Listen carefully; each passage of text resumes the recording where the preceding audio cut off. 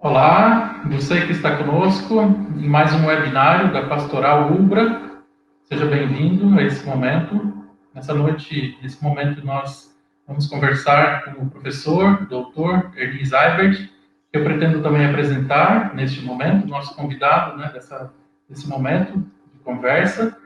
E nós vamos falar especialmente sobre o tema que nos está proposto, né, que é a questão de como a palavra se faz presente também nos momentos de crise.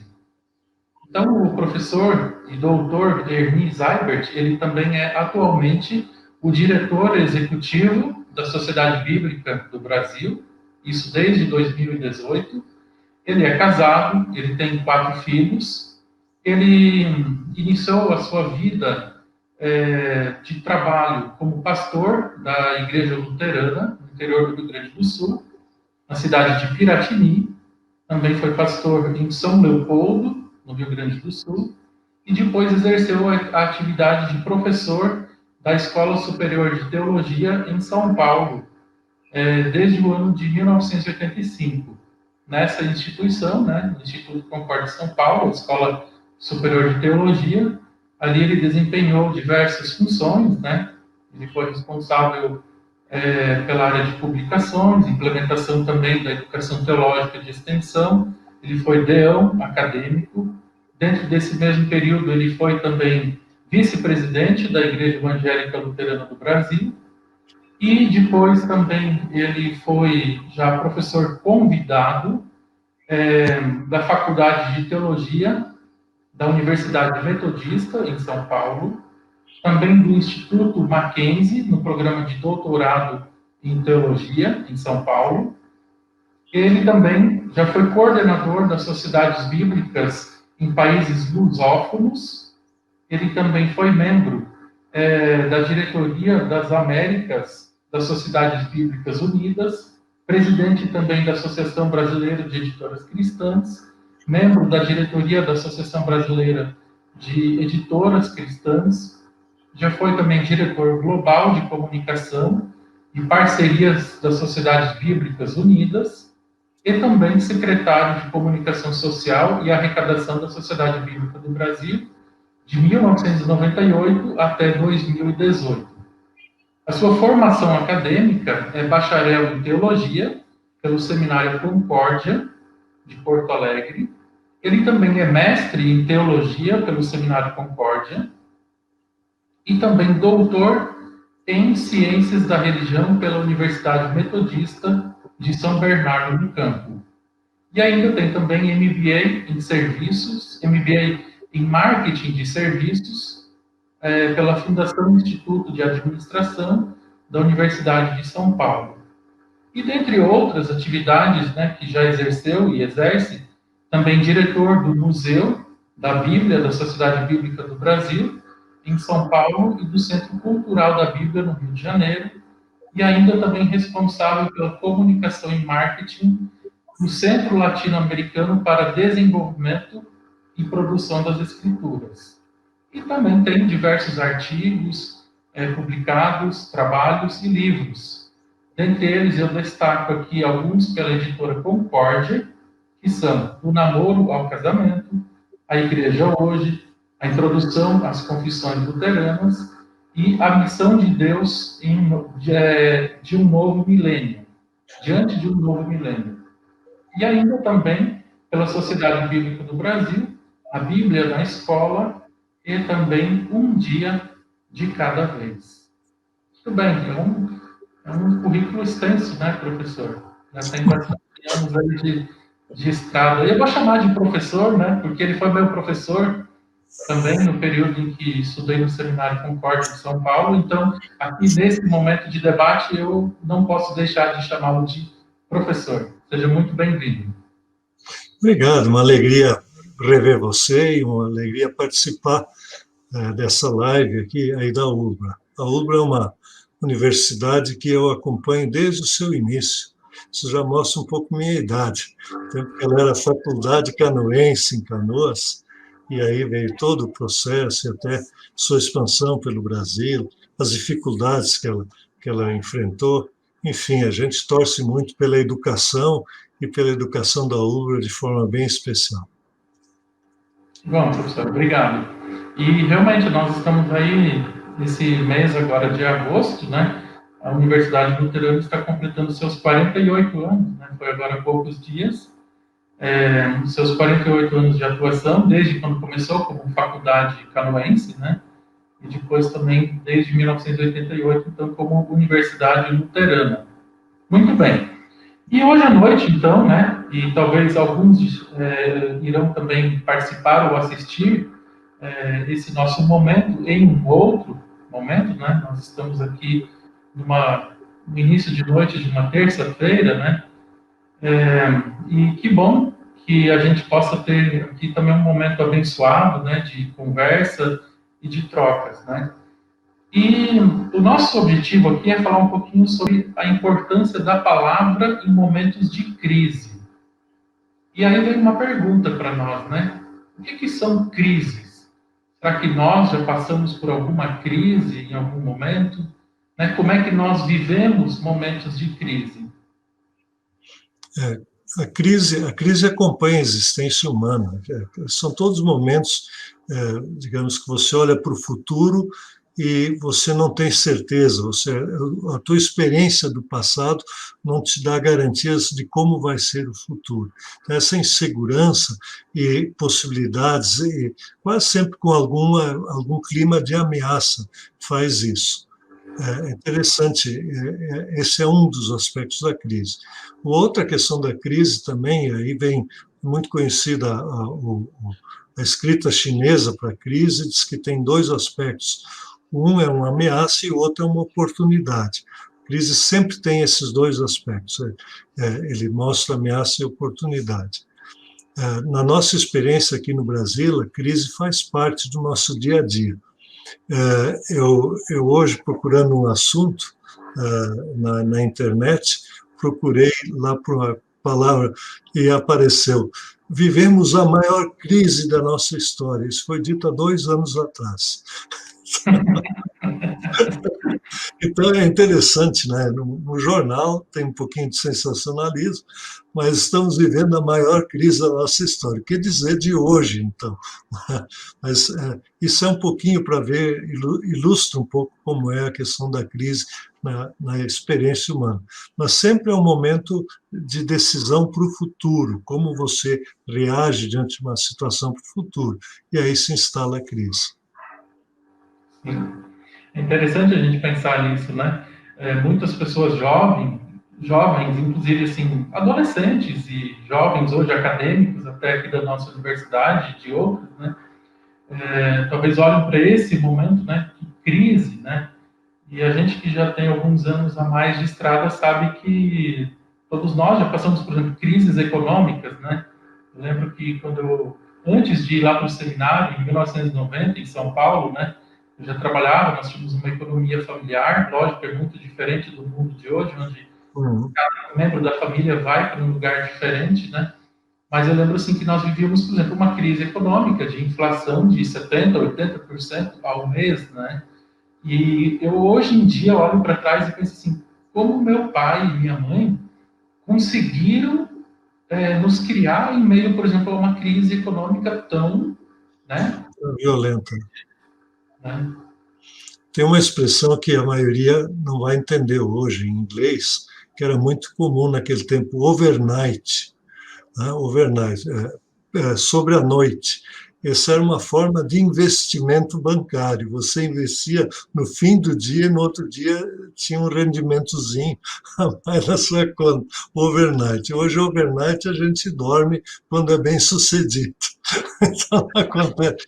Então, são crises, são momentos muito difíceis na vida. E o senhor falou assim, né, que as crises são aquelas questões do olhar para trás e, ao mesmo tempo, olhar para frente, né? Isso nós sempre fazemos, pensando, planejando. Todos nós fazemos planejamentos na nossa vida, né? E daí vem uma pergunta, como é que a gente consegue planejar, por exemplo, né? O senhor, por exemplo, atua aí, professor, como diretor da Sociedade Bíblica do Brasil, né? Como, por exemplo, fazer um planejamento de uma empresa E o planejamento, por exemplo, familiar em momentos assim? O que o senhor tem a dizer para nós? Bom, aí são perspectivas diferentes que a gente tem que olhar. Quando a gente olha para frente, os especialistas dizem assim que todo planejamento é importante e deve ser feito, mas o futuro não vai ser conforme nós planejamos, ele vai ser diferente. Na verdade, o que que a gente faz no planejamento? A gente olha, faz cenários, olha o que a experiência passada, a vida passada, e tenta desenhar as possibilidades do futuro. Então, esse é o planejamento. A gente põe metas, quer alcançar coisas. Mas a gente sabe que não vai ser assim, porque senão a gente planejaria e como a gente põe um texto no computador, aperta na impressora, o texto vai sair na impressora. A gente confia naquilo, que isso vai acontecer. Não é assim o planejamento. O planejamento sempre tem circunstâncias que vão alterando. O que que ajuda aí no planejamento? E isso aí eu já queria introduzir um pouquinho o tema. Ajuda as convicções e os fundamentos nos quais a gente coloca a vida. Veja, por exemplo, a questão que nós estamos vivendo agora, que é da pandemia, do Covid-19. Né? Então, perguntaram a um teólogo se ele estava com essa situação, como é que ele se sentia, porque ele era do grupo de risco, se o chão saiu da frente dele, como é que será o futuro? Ele disse, olha, não foi essa pandemia, para mim, pessoalmente, não foi pior do que a vez que eu fui no médico, o médico me informou que eu estava com câncer. Então, a pandemia e o câncer, você aí começa a colocar numa balança, né? Veja, um câncer agressivo e a pandemia, o que você preferia, enfrentar o vírus ou o câncer? Ou nenhum dos dois seria a resposta. Mas isso mostra como as convicções da gente nos ajudam a enfrentar tanto o câncer como a pandemia. Na história das nossas vidas, a gente sabe, a vida humana é muito frágil. A vida humana é frágil. Ela, embora a gente tenha uma noção de que a gente é todo poderoso, que vai fazer, que vai acontecer, a vida humana é muito frágil e a gente devia ser muito mais humilde diante da vida. Alguém comentou, por exemplo, esse vírus que recomendam muito lavar as mãos, né, com água e sabão. Então, água e sabão matam o vírus. Veja só, o vírus não aguenta água e sabão. Porque se você lava a mão, você elimina o vírus que pode estar nas suas mãos. E, ao mesmo tempo, ele é muitos amigos, a gente perdeu muita gente. Então, você começa a pensar, mas que crise é essa? Né? Essa é a primeira vez que veio. E aí, veja, a gente confia na Bíblia, a palavra de Deus. A Bíblia traz um fundamento. Ele diz, olha, você pode estar no vale da sombra da morte, Deus cuida de ti. Você pode estar em qualquer situação. Eu acho que algumas coisas a gente está aprendendo no meio dessa crise. Uma das coisas que a gente está aprendendo com a crise, por exemplo, a morte voltou à agenda. Eu lembro, antes de vir a pandemia, os pessoal das igrejas, né, os religiosos, eles não eram recomendados falar muito em morte. Os capelães, os que cuidam dos enfermos, às vezes a família dizia, olha, para o pastor, para o padre, para o religioso, vai lá falar com o meu pai, mas não conta para ele que ele está, né, que a vida dele é curta. Então, a morte tinha saído da agenda, não podia falar em morte. Agora a gente foi massacrado com noticiosos. Primeira coisa, chegamos a 100 mil mortos, né? Nessa semana morreram tantos, só no dia de ontem morreram. A morte voltou para a agenda. Ora, no ano passado, o número de mortos não era tão alto por Covid-19, mas houve muita morte também, ninguém noticiava, não se falava. Então, essas crises, por exemplo, elas nos colocam numa perspectiva, de novo, muito da nossa experiência humana. a morte existe, nós temos que tratar dela. Por exemplo, você está em Santa Maria. Santa Maria teve uma experiência de crise, de morte muito forte, há poucos anos atrás, né? Eu estou longe do Sul, vivo aí em São Paulo, mas me tocou, nós fomos até, na época, a Sociedade Bíblica esteve em Santa Maria tentando ajudar e orientar como lidar com essa crise, né? E agora era totalmente diferente, jovens que queimaram e tudo. Foi uma crise fortíssima que aconteceu, mas você teve que enfrentar de outra circunstância. Agora, o mundo todo está nessa crise, né? A crise da morte, e todas as outras crises que acompanham.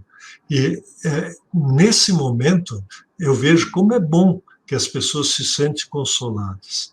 Sei, talvez eu contar algumas experiências como isso acontece. A gente na Sociedade Bíblica tem um programa de inclusão do deficiente visual, que a gente faz isso através de uma Bíblia em Braille. Braille é a leitura do cego. A experiência de leitura que nós temos com os olhos, ele tem com a ponta dos dedos. Aí ele pode reler, é um pouco diferente de uma gravação. Todos nós que escutamos gravações, o streaming, se a gente não pegou, é muito difícil voltar, fazer um pausa, voltar um pouco, ler, reler, procurar aquele trechinho. Essa experiência é da leitura. Então, com a Bíblia em Braille, muitos se estimulam, vão ler a Bíblia, né, aprendem o Braille e aí têm acesso à leitura. Então, esse programa da Sociedade Bíblica, cego, a gente entra muito em contato, os nossos assistentes sociais entram em contato, atendendo com essas pessoas, para ver como elas estão, porque eles não veem, então o ouvido é o principal meio de contato com a realidade ao seu redor. E eles precisam falar, precisam comentar. Então, muitas pessoas que são parte do programa, foram entradas em contato, eles disseram, puxa, que bom, né? Foi levada alguma literatura em Braille para eles, especial para isso, ou textos bíblicos. Eles disseram, como a gente se sente reconfortado. Temos pessoas que se interessam por nós, temos uma mensagem que nos acalma. Olha que bonito, né? Como na crise, um livro, a Bíblia, né, faz toda a diferença na vida dessas pessoas. Então, são experiências muito bonitas que a gente tem no meio dessa pandemia toda, dessa crise que nós estamos vivendo. Isso é interessante, né, professor, porque o senhor mencionou em Santa Maria, eu tenho assim observado, principalmente nos primeiros meses, né, assim, da pandemia, como se fez campanhas, né, em relação ao cuidado com as pessoas, né.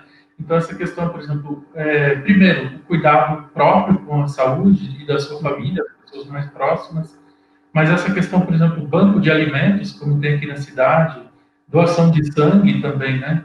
Meu filho, como o senhor conhece, o Felipe, né, ele tem 16 anos, e ele já tem a possibilidade de hoje doar sangue. E um dia ele falou, pai, eu quero doar sangue, né? Por quê? Porque tinha pouco sangue nos hemocentros, né? E, por exemplo, Santa Maria é uma cidade que recebe pessoas para tratamentos, e os tratamentos continuam também, né? Diferentes lugares aqui do Rio Grande do Sul, né? Então, é interessante, assim, que a crise, ela também, de repente, nos revela, como o senhor falou, por um lado, toda a nossa fragilidade humana, né? Nos coloca, de repente, para pensar sobre isso, mas, ao mesmo tempo, nos mostra, assim, olha, como nós dependemos uns dos outros, né? E que mesmo à distância, não podendo chegar perto da outra pessoa, mas como a gente também pode se fazer presente com as outras pessoas, né? E como a palavra de Deus pode sempre se fazer presente também, trazendo consolo, né? Porque a gente sabe que tem pessoas que, nesse momento, de fato, estão vivendo crises, né? Talvez a gente está vivendo algumas, né? Ou a gente até reclama, mas se a gente olhar para muitas situações nossas, a gente ainda tem mais realmente para agradecer do que para, talvez, abrir a boca para reclamar ou para pedir algo, né? Até mesmo. E como a gente vê assim, ela tem realmente consolado a palavra pessoas que estão realmente em crise. mas ela chega por meio de alguém, né? Se o senhor quiser continuar. Uma das experiências dessa crise aí foi muito interessante em Belém do Pará. Você falou no Hemocentro. Muitos hemocentros, eles tiveram, os doadores se recolheram. Fiquem em casa, eles ficaram em casa mesmo. E com medo de ser contaminado, com todas as notícias, tinham razão, porque a gente tem que cuidar da saúde. Ninguém ensina que você deve corajosamente enfrentar o vírus, a febre de fogo, porque não adianta, você deve se cuidar, isso faz parte do exercício até da fé cristã, cuidar-se, cuidar do próximo. Mas uma senhora que era do grupo de risco lá de Belém do Pará, ela não podia doar sangue, né, até porque ela não tinha condições, ela queria fazer alguma coisa. E a Sociedade Bíblica, bem no início da crise, a gente rapidamente preparou uma Bíblia especial, né, porque a gente percebeu que as pessoas estavam com muito medo. É uma Bíblia, eu tenho sempre ela comigo aqui, Vencendo o Medo, essa é a capa dela, mas aqui na frente a gente colocou um caderno onde colocou várias coisas, por exemplo, a experiência humana do medo. A experiência humana do medo tem tanto aspectos negativos como positivos. O medo pode paralisar, mas ao mesmo tempo o medo ele defende o ser humano de certos perigos. Por exemplo, quando a gente diz para uma criança, ensina ela, olha para os dois lados da rua, não corre, etc. O cara não vai para a rua, não vai para a rua, cuida muito. E isso tentando criar com ela um certo medo, um respeito muito forte daquela experiência. Isso salva a sua vida, porque se ela for desatenta, pode um carro atropelar mesmo. Então, tem os dois aspectos. Depois, elementos positivos e negativos também. A Bíblia fala em temor a Deus, né? Temer e amar a Deus, é um outro aspecto. E aí, confiança, né? Medo da violência, medo do desemprego, medo da solidão, medo do futuro, medo da morte. Então, essa senhora, ela conhecendo que havia sabido, ela tentou ajudar. E aí a gente vê a imagem pública da Bíblia positiva na nossa sociedade. Ela, nas redes sociais dela, ela disse, olha, os 10 primeiros que forem lá, e é uma senhora humilde, não tinha muitas posses, forem lá doar sangue, eu não posso ir, mas os 10 primeiros que podem forem lá, eu vou dar de presente uma Bíblia, me avise, eu vou dar essa Bíblia de presente.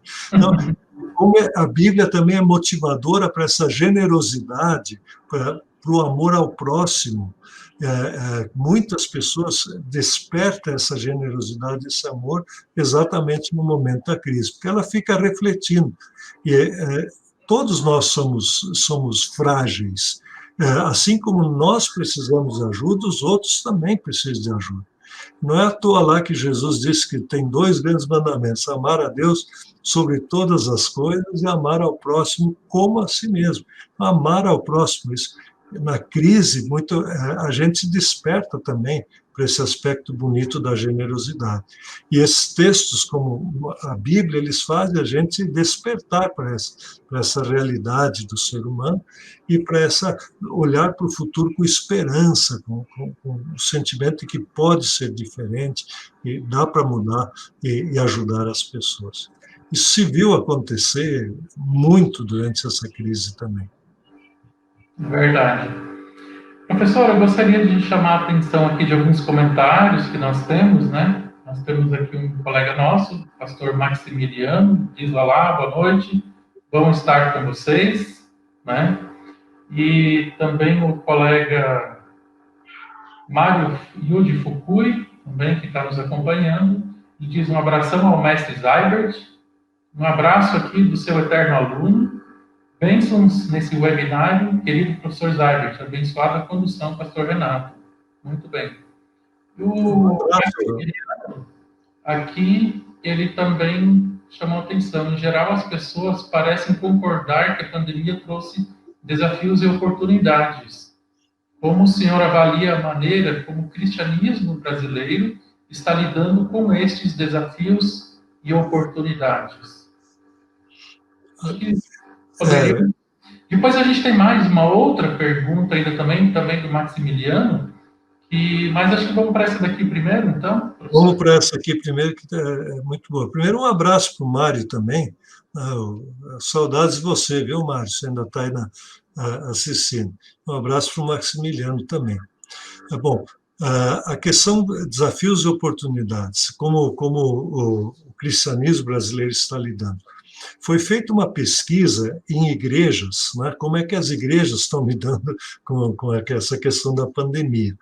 E se fala muito. Então, algumas coisas bem interessantes estão ocorrendo. Antes, a atividade, digamos, do exercício da fé comunitária era basicamente na igreja, no templo, seja uma capela, seja o lugar de culto das igrejas, ali se acontecia. E hoje, com essa possibilidade da internet, a internet não foi descoberta com a pandemia, né? Já havia YouTube, Facebook, Instagram, toda essa a possibilidade de fazer lives havia antes da pandemia, mas as pessoas não tinham despertado para isso. Então, as igrejas estão tentando se comunicar mais e melhor com as pessoas na pandemia. Mas aí essa pesquisa mostrou também um problema da economia.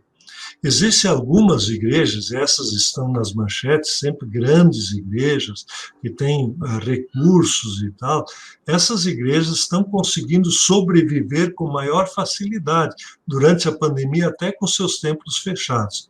Mas aquelas igrejas pequenas, onde as pessoas não têm tanto acesso à tecnologia e são normalmente colocadas nas periferias das cidades, gente mais pobre, nas favelas e assim por diante, aquelas igrejas praticamente, durante o tempo da pandemia, não tinham mais atividades comunitárias. É interessante isso, como a pandemia é injusta até, com referência à economia, né? Então, os desníveis sociais se verificam em meio a isso. Uma outra coisa que a pandemia fez para as igrejas e para a sociedade, ela chamou a atenção de algumas coisas que antes eram bem discutidas. Eu vou citar dois exemplos. Você, Renato, você veio de uma família de economia familiar rural, a sua origem é ali, né? Então, muitas vezes a gente ouvia, o Brasil é um país subdesenvolvido, ele se dedicou para a agricultura e assim por diante, né? E não acompanhou o progresso tecnológico da sociedade. Pois bem, durante essa pandemia, eu acho que a gente aprendeu a dar graças a Deus para as pessoas que cuidam de a gente ter alimento, porque alimento não faltou. Olha que coisa impressionante. E aí a gente diz, o Brasil é um país abençoado por Deus por ter agricultura, por ter gente que se dedica a produzir alimento para as pessoas. Eu nunca tinha visto isso com tanta clareza. Se antes, por exemplo, as ações de empresas como Google ou Amazon, ou as grandes empresas aí do Vale do Silício e assim por diante, eram as que tinham as ações mais valorizadas, agora se procurou, a pandemia mostrou que ninguém come computador, ninguém come tecnologia. Ela é muito boa, muito importante, mas é uma coisa que nos colocou na agenda, valorizar coisas simples como o alimento de cada dia.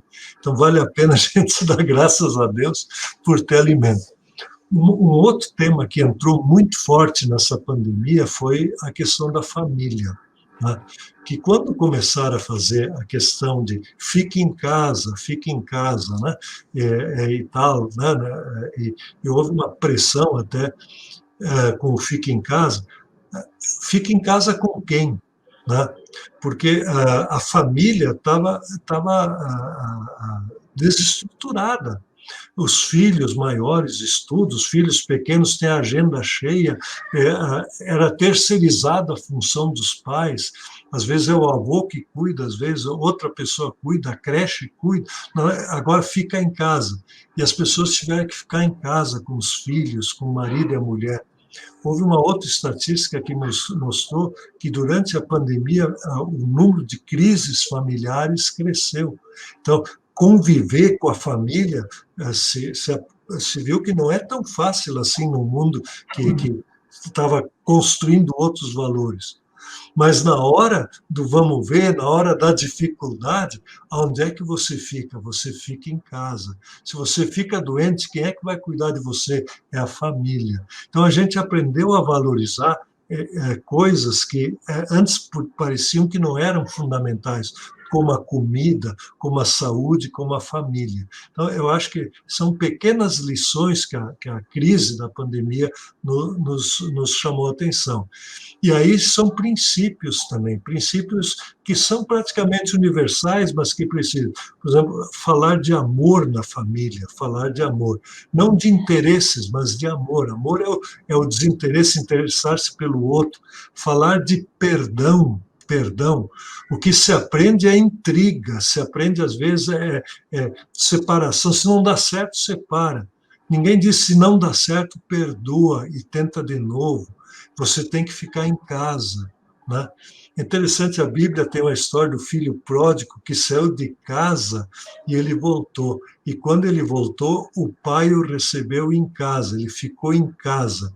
E o outro, que achou que tinha todo o direito, se ofendeu por isso, né?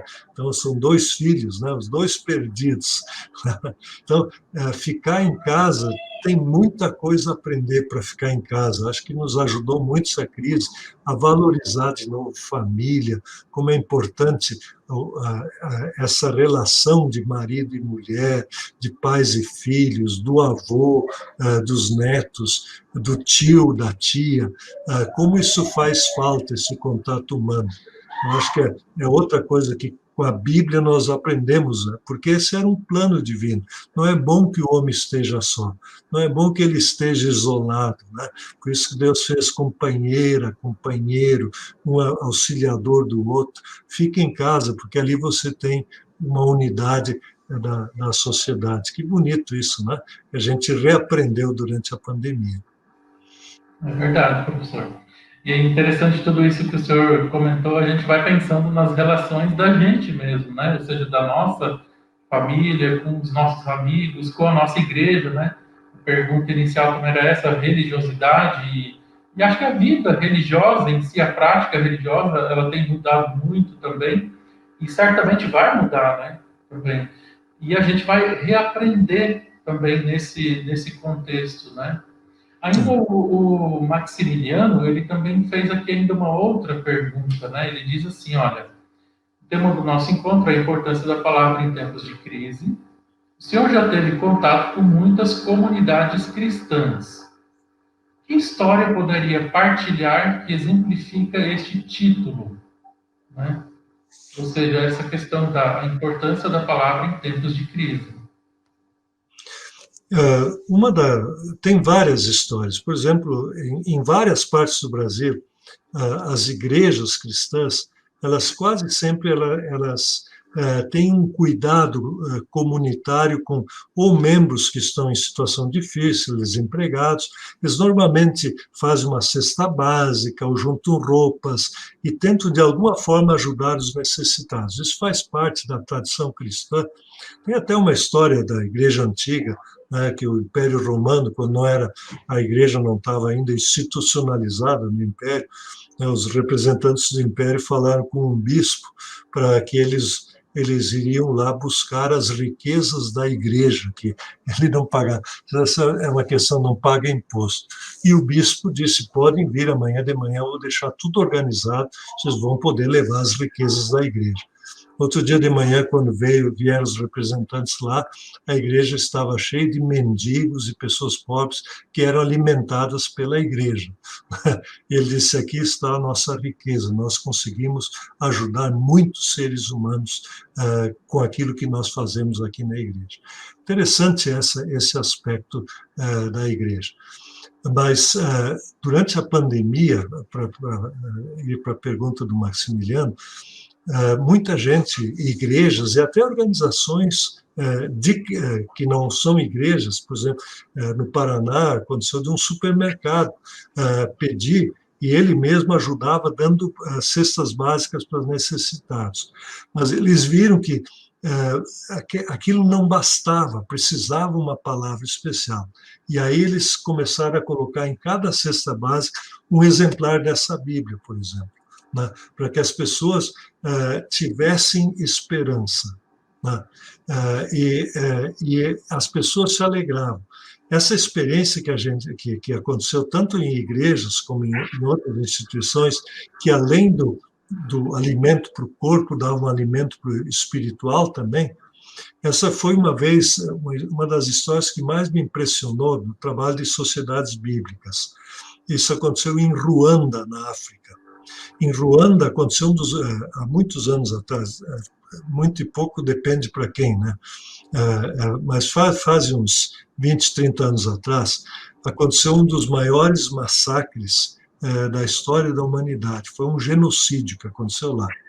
E a ONU colocou tropas para separar as tribos e colocou campos de refugiados, onde os refugiados ficavam acampados ali para que voltasse a estabelecer um processo de paz. Então, a ONU ela fez uma caravana para visitar esses campos de refugiados, trazendo auxílio humanitário. E eles convidaram as Sociedades Bíblicas Unidas para enviarem também material bíblico para que ajudasse aquelas pessoas naquela situação. E essa caravana, que ia na frente o tanque da ONU, né, atrás outro tanque, né, do Exército, e batedores, tinha 4 caminhões, 4 carros que iam para lá. Um era com alimento, comida. Outro era com remédio, né, outro carro com remédio. Outro com roupa, vestimentas. E o último com material bíblico, Bíblias e material bíblico para família, para crianças, enfim. E cada caminhão tinha a sua organização, mas eles iam em caravana. E o pessoal que estava no caminhão da Sociedade Bíblica, eles contaram depois, antes de ir para lá, eles perguntaram como é que será que vai ser, como é que vai ser organizado, porque o pessoal lá dentro vai botar os caminhões e vai possivelmente ter uma fila, eles vão de um, vão para o outro, eles imaginavam que ia ser assim. E aí a pergunta que eles fizeram, onde é que o pessoal vai primeiro, né?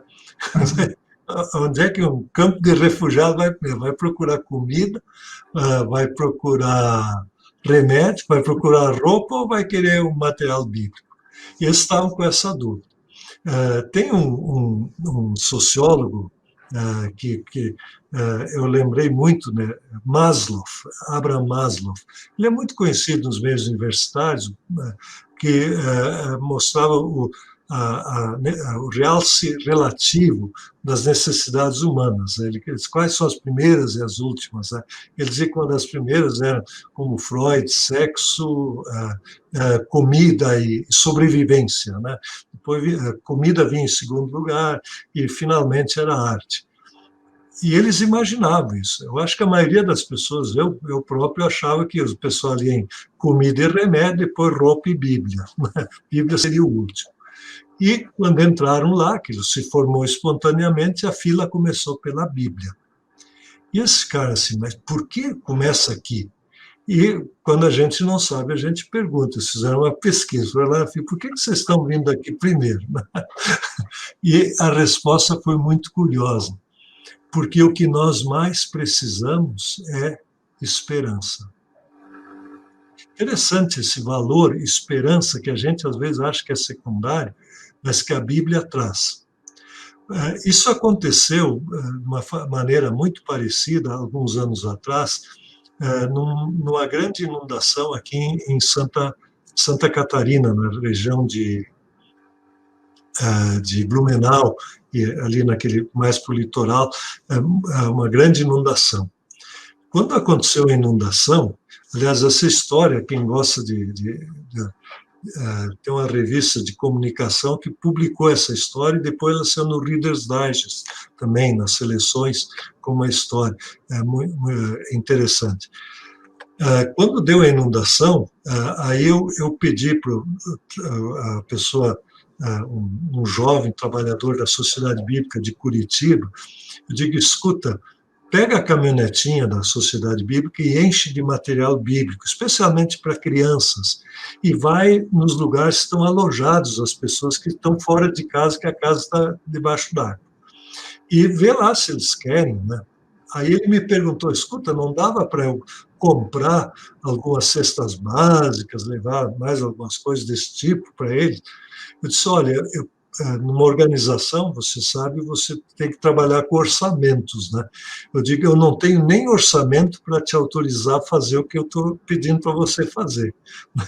Imagina se ainda vou fazer conta em supermercado. Não é que eu não quero, eu não tenho dinheiro para fazer um aporte dessa natureza.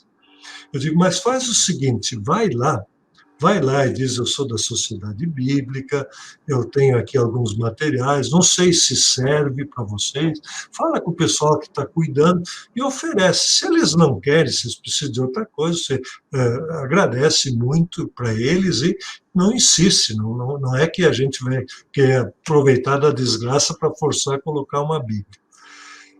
E à noite, esse rapaz que nunca me ligava, à noite ele me ligou, ele estava assim, de fato, entusiasmado. Ele disse, olha, eu não tinha muita vontade de ir lá fazer isso, né? Eu achava que eu tinha que levar outras coisas.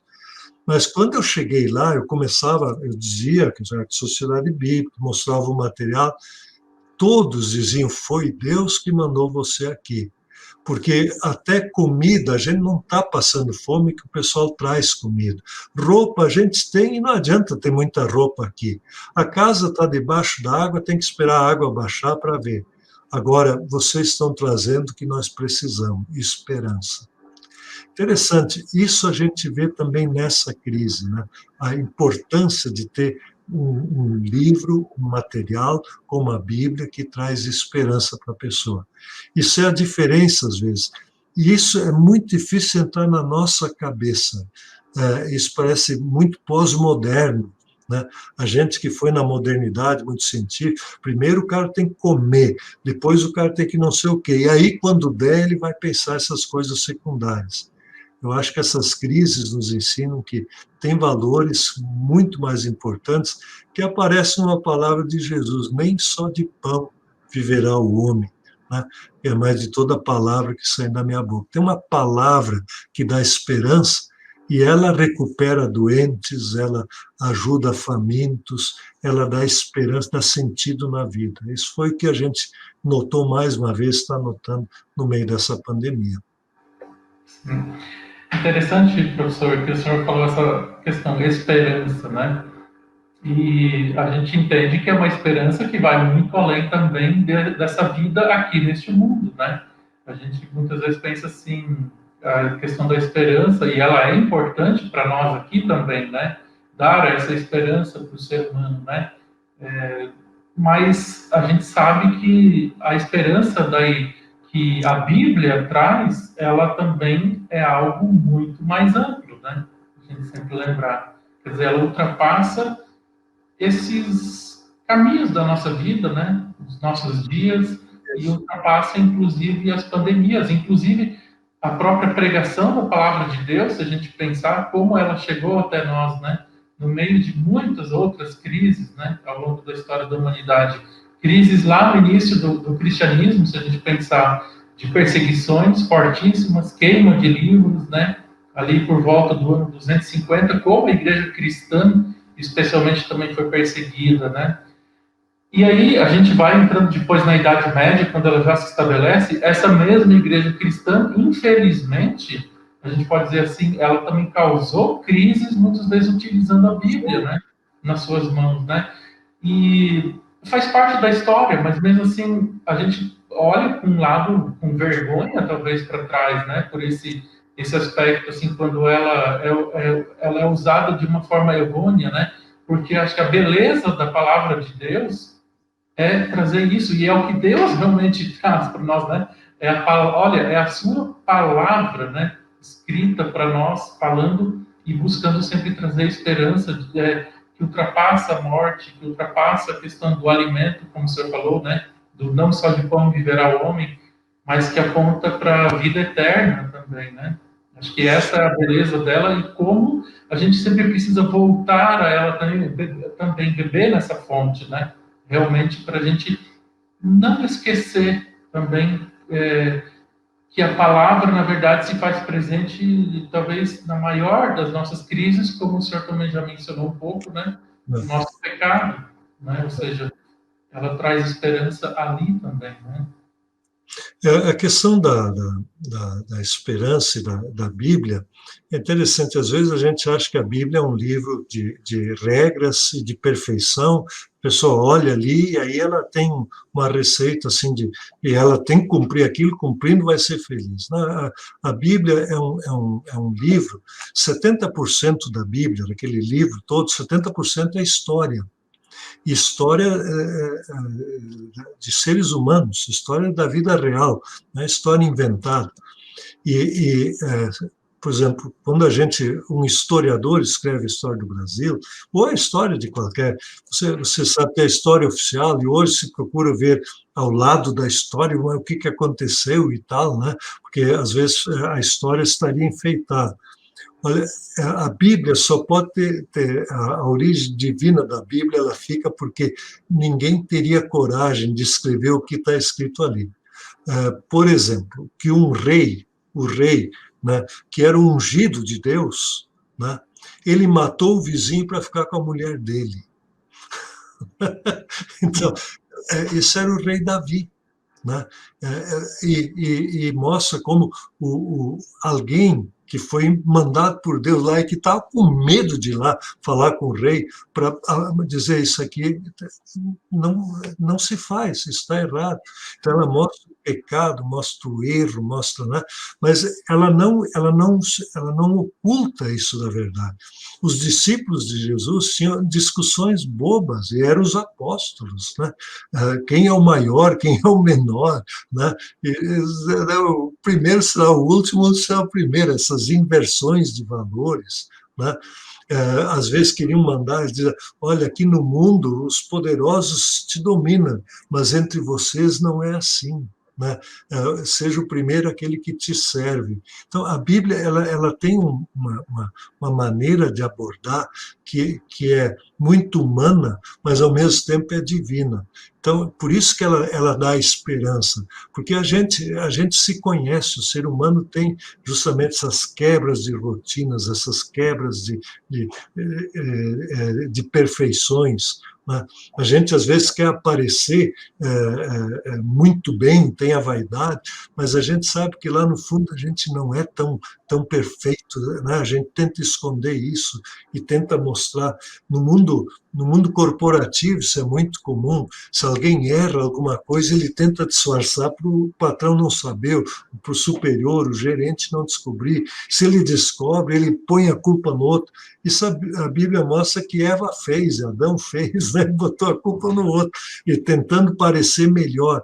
A Bíblia mostra quem nós somos. Ela diz, olha, assim como você é, Deus te aceita. Por isso que ela ajuda tanto na crise, porque ela diz, deixa para trás isso, esquece isso, olha para frente, tu tem uma nova chance, uma nova oportunidade, confia em mim. Então, essa dinâmica que a Bíblia oferece ao ser humano através de Jesus, ela te dá uma perspectiva da eterna, sim, mas ela não transfere para a eternidade tudo, ela diz, pode começar agora. Né? Quando a mulher adúltera procurou Jesus e tal, ele disse, estão perdoados os teus pecados, vai e não peca mais. Ele não disse, fica à vontade pecando que está perdoado. Não, está perdoado, mas não faz mais isso, não está bom fazer isso. Muda, confia em mim, muda, te dá uma nova chance. Eu acho que isso também, se eu tinha falta de fé, Deus diz, você é fraquinho mesmo, hein, meu? Mas ele diz, mas eu te aceito assim como você é, confia mais. Né?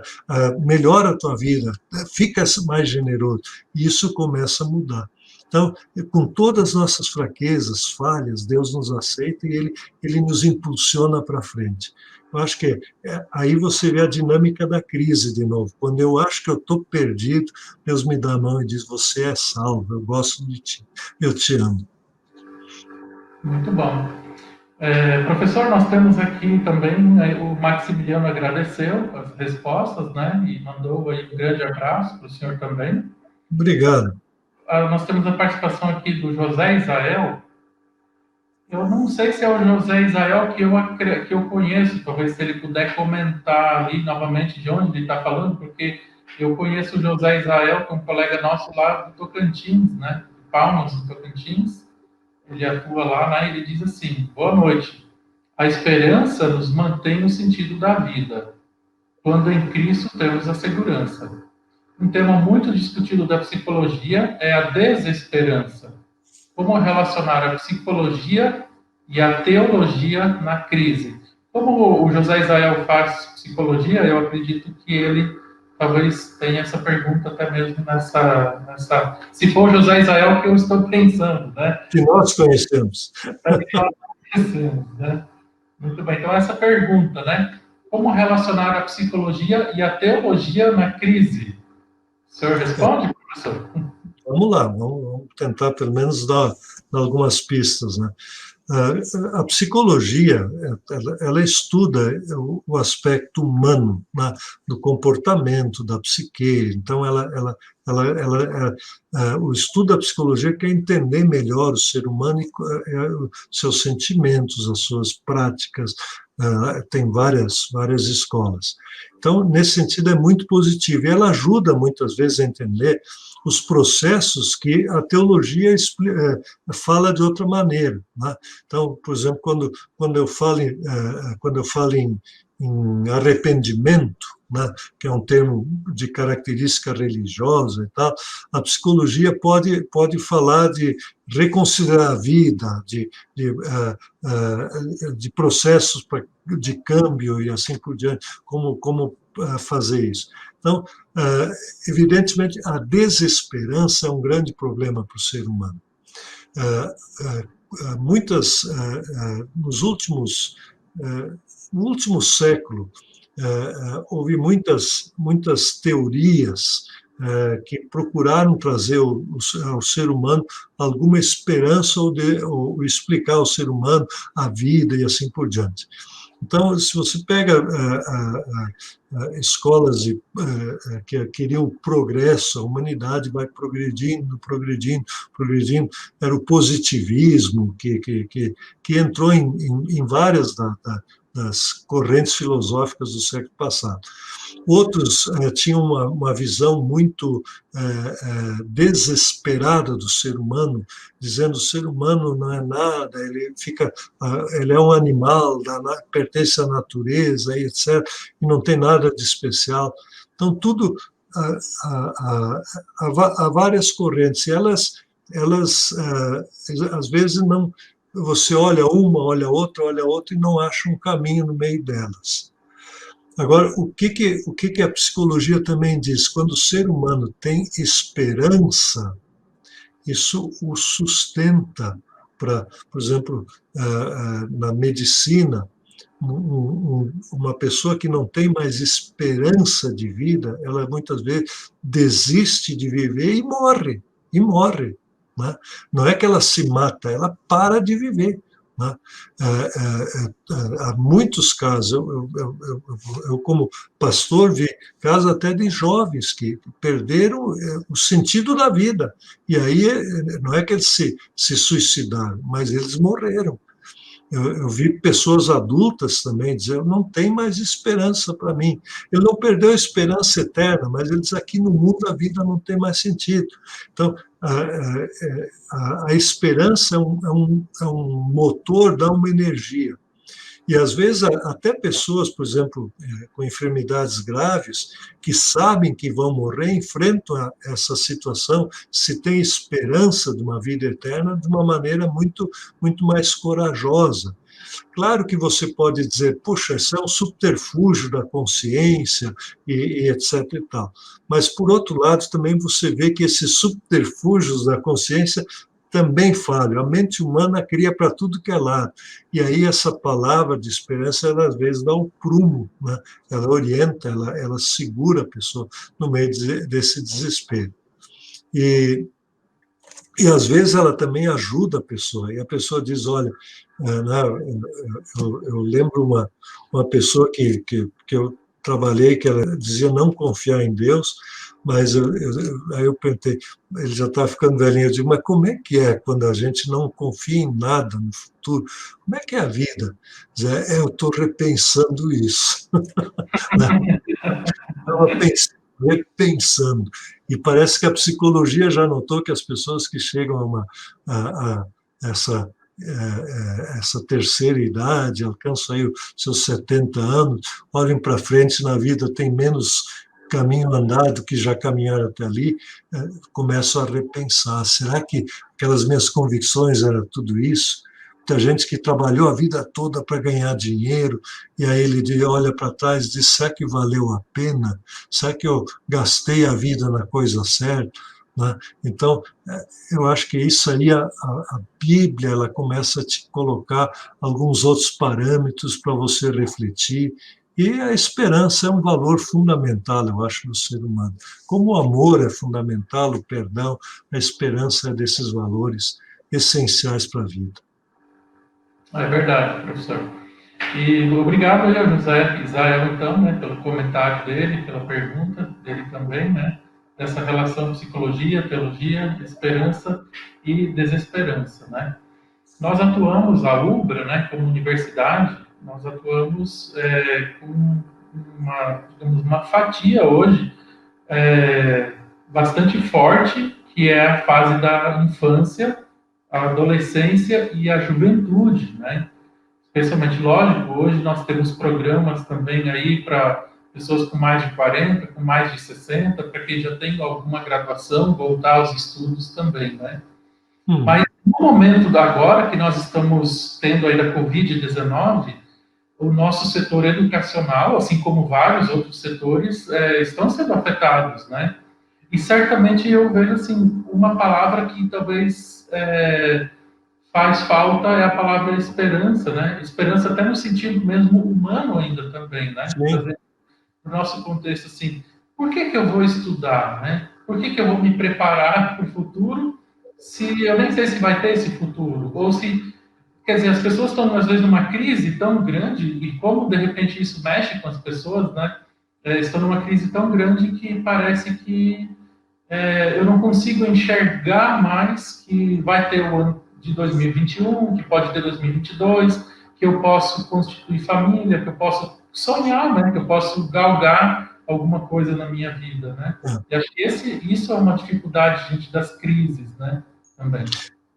Eu sei que quando a gente está nessa fase da juventude, infância é um pouquinho diferente, mas juventude e no início da fase adulta, que é o estudo universitário em geral, aí, a pessoa pensa no futuro, se preparar, e muitos dizem para ter uma vida melhor, né?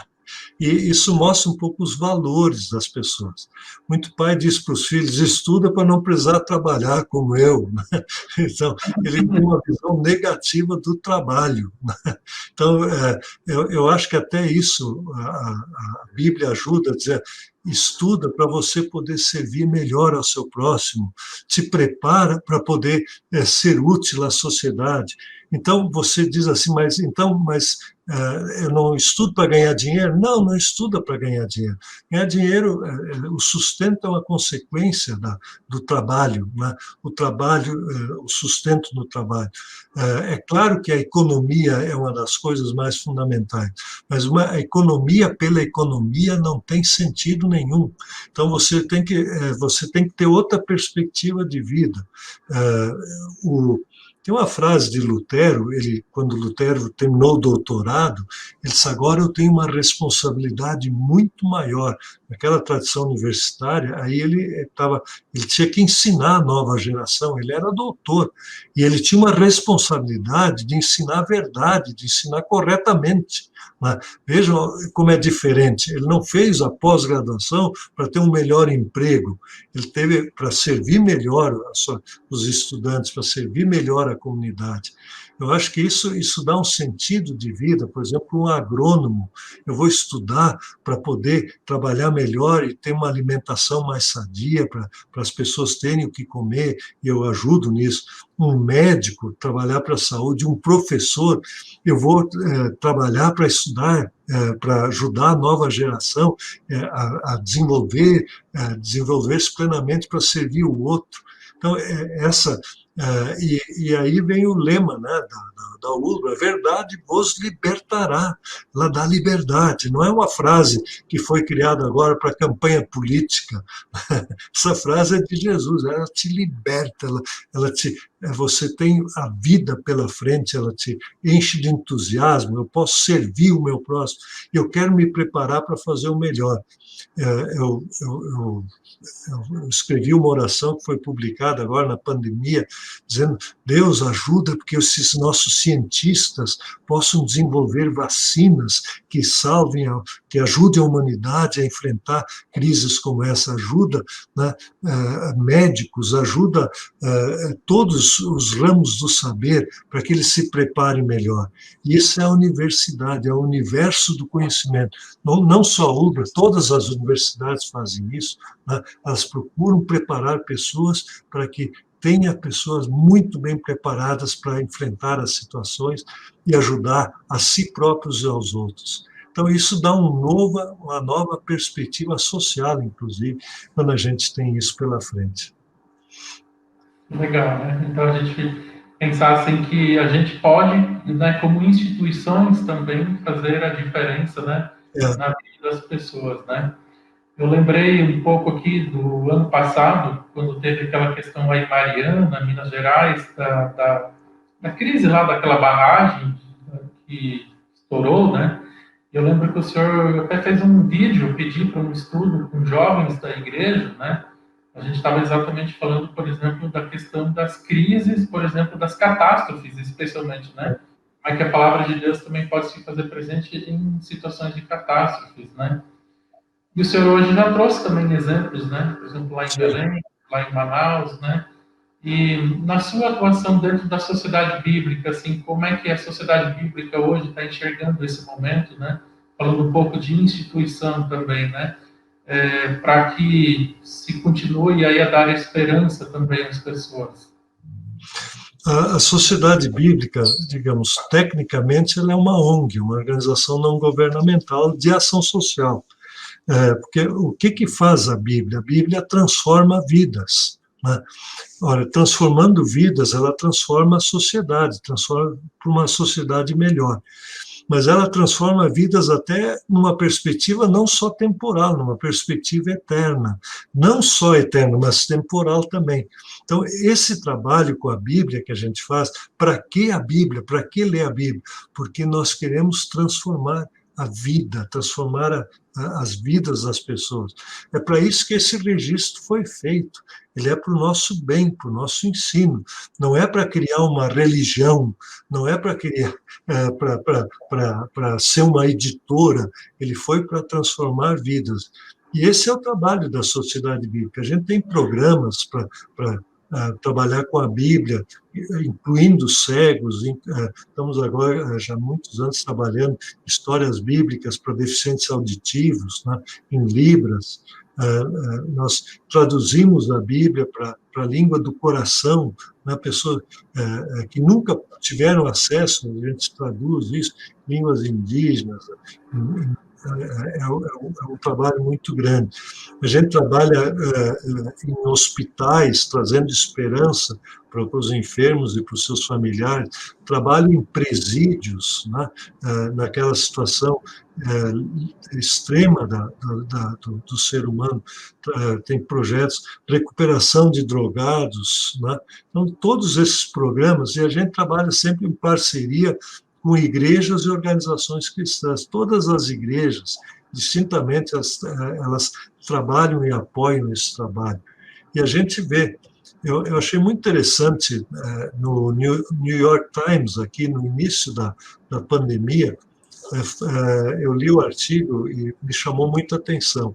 O autor é uma pessoa do meio universitário americano, e é muito reconhecido, eu não consigo lembrar o nome dele, mas ele escreveu ali no New York Times, ele disse, olha, eu não sou cristão, né? Ele se identificou assim, eu sou judeu, né? Mas eu tenho que dizer algumas coisas, porque às vezes falam, acham que a coisa é religiosa só. Ele disse, olha, o que eu vejo no mundo, e eu não estou defendendo cristãos, ele que eu nem sou, né? Não é a minha fé. Ele disse, em todas as situações mais calamitosas do mundo, a gente vê grupos de cristãos atuando para ajudar aquelas pessoas. Então, onde tem o ebola na África, cristãos estão lá, ajudando as pessoas no meio daquela que é uma pandemia, é um vírus que agora está meio sob controle, mas está endêmico ainda em algumas regiões. Onde tem leprosos, os cristãos começaram a ajudar. Onde tem orfanatos, os cristãos estão lá. Hospitais, tem muitos hospitais cristãos. Ele disse, eu não vi nenhuma, é ele que está dizendo, não sou eu, ele disse assim, eu não vejo associações de ateus com a mesma gana de ajudar o seu próximo, não vejo outras associações. Então, eu mesmo não sendo cristão, diz ele, eu tenho que reconhecer, essa motivação que eles têm é uma coisa impressionante. Eu nunca tinha pensado nesses termos, mas eu acho que se a Bíblia não motivar a gente a ajudar o próximo por amor a Deus e por amor ao próximo, não tem sentido a Bíblia. Né? É uma das perguntas que você falou de coisas a lamentar da história da humanidade, da história da igreja.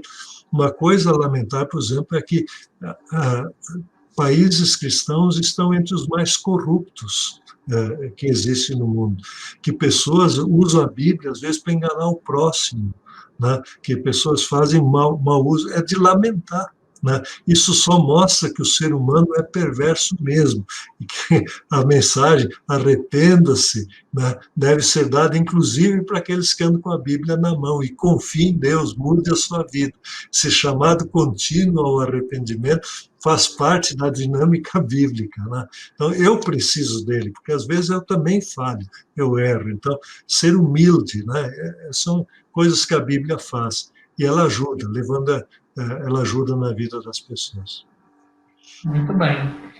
Então, professor Erli, nós já estamos aí no nosso tempo também, né, da nossa conversa aqui, né, a importância da palavra em tempos de crise, né, e eu agradeço muito ao tempo que o senhor disponibilizou, se dispôs também para conversar conosco, né, sobre esse tema também tão importante para nós e para o mundo em que nós estamos, para situações de crise, né, que nós também sempre vivemos ou passaremos também na nossa vida, né?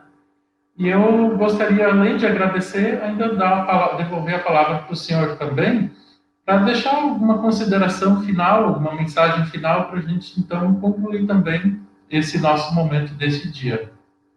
Em primeiro lugar, minha gratidão também pelo convite que você fez de compartilhar com você e com os que estão aqui conosco, e aqueles que vão assistir essa live também através dos meios sociais.